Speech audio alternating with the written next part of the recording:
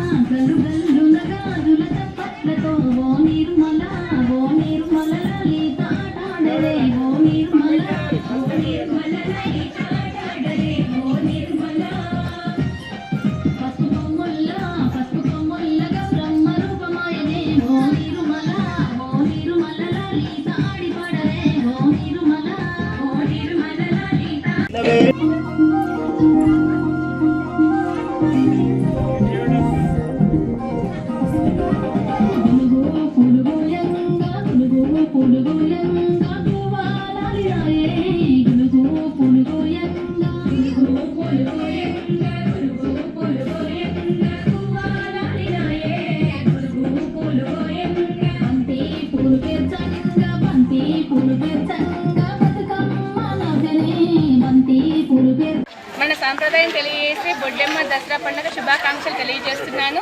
మన సంస్కృతిని, హిందూ సంప్రదాయాన్ని, మన బ్రతుకుని సంతోషంగా పరిచే పూలతో అలంకరించే అందమైన ఆడపిల్లలు అందరూ కూడా సంతోషంగా చేసుకుని సాంప్రదాయబద్ధమైన పండుగ మన బతుకమ్మ పండుగ.